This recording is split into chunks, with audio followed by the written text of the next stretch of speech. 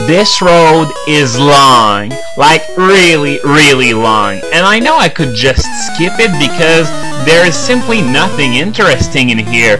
Trainers still throw their really weak Pokemon at me even after I've beaten the 6th gym, but hey, it's good experience and I'm gonna need all I can to get through the Seafoam Islands with just 4 Pokemon.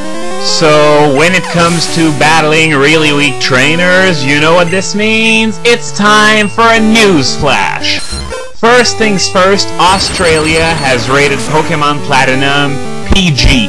I'm not kidding, it's not even E or whatever it's called over there, it's PG, for mild gambling references.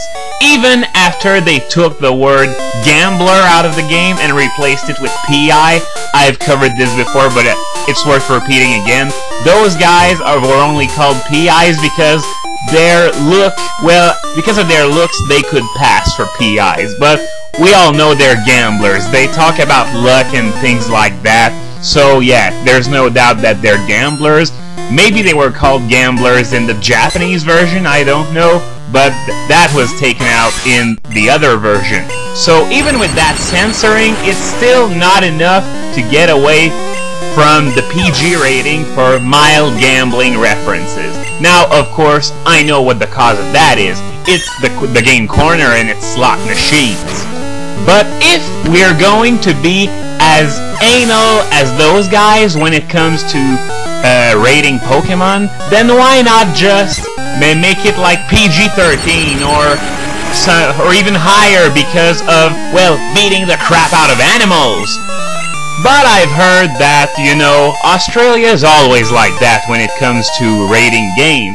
Oh, Zapdos finally has Thunder! Sweet! And there's a Pidgeotto, so I'm just gonna try it on it just for fun.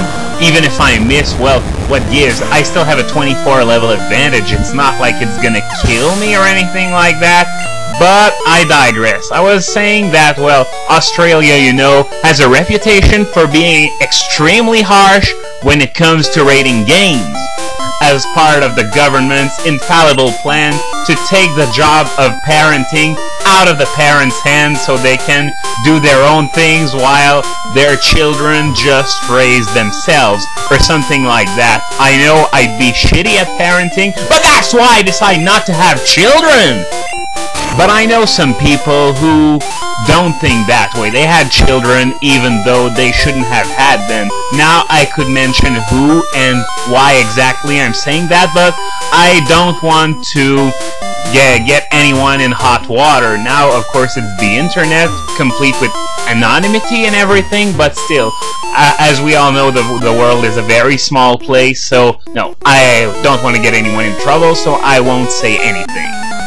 But that's enough of that.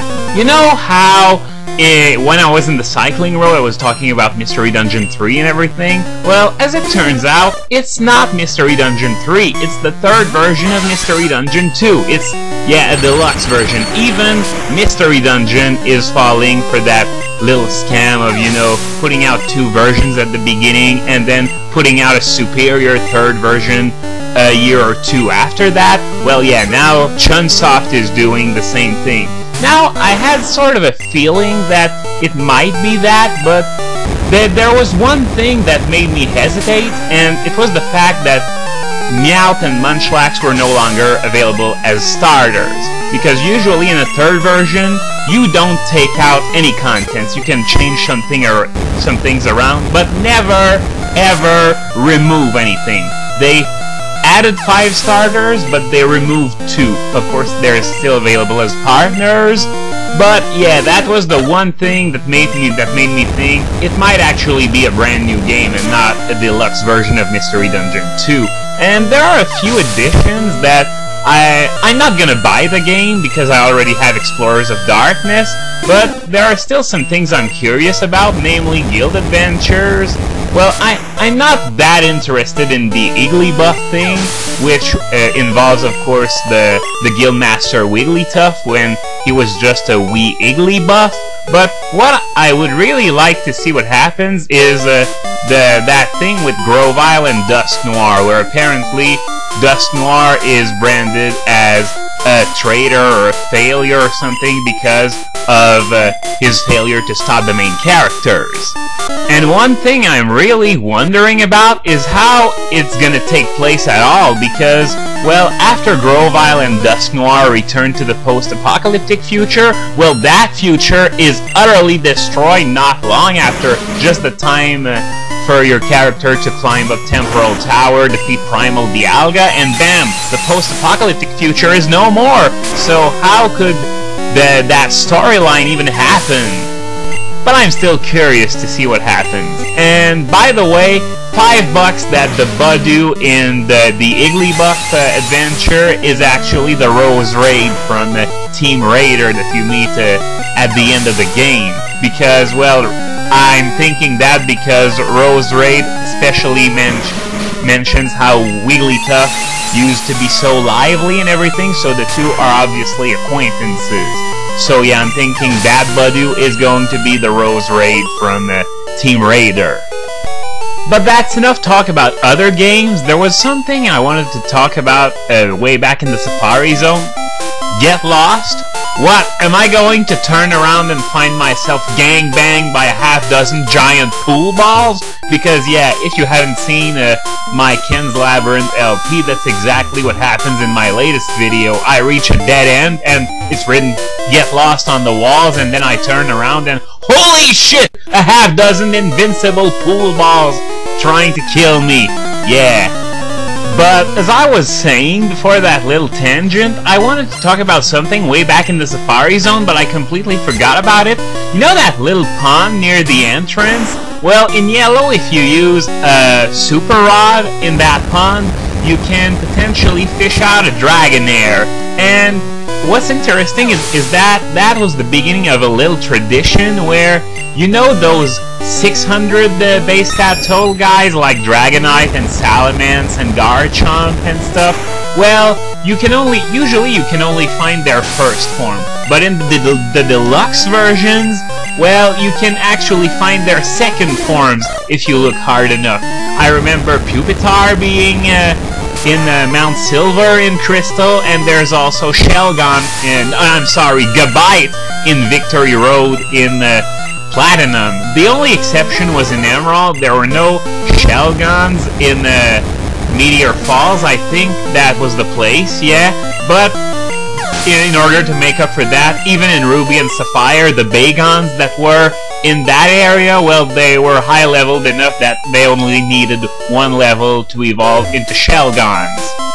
And, of course, there were no Metangs either, in order to preserve the one-off character of Beldum. Okay, yeah, there's something here. PP up, that's nice. I'm gonna be putting it in the PC after this video's over. And yeah, the thing is that they did away with the one-off character of Beldum, and they decided to put them in the wild.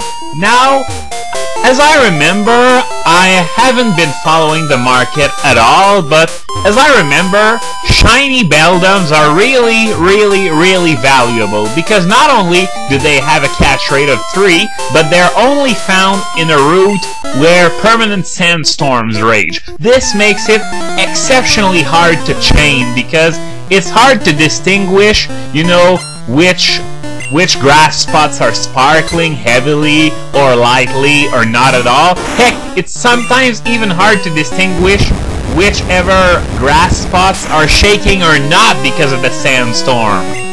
So for those of you who have the courage to chain Beldums until you reach 40 and then trying to find shinies, well, I salute you. All I've ever managed to get while chaining, though I didn't try very often, I only tried a few times, but all I got were, you know, 3 Meditites. That's it, only 3 Meditites, and 2 of them had a modest nature. And if you're keeping track, it's the worst possible nature for a Medicham.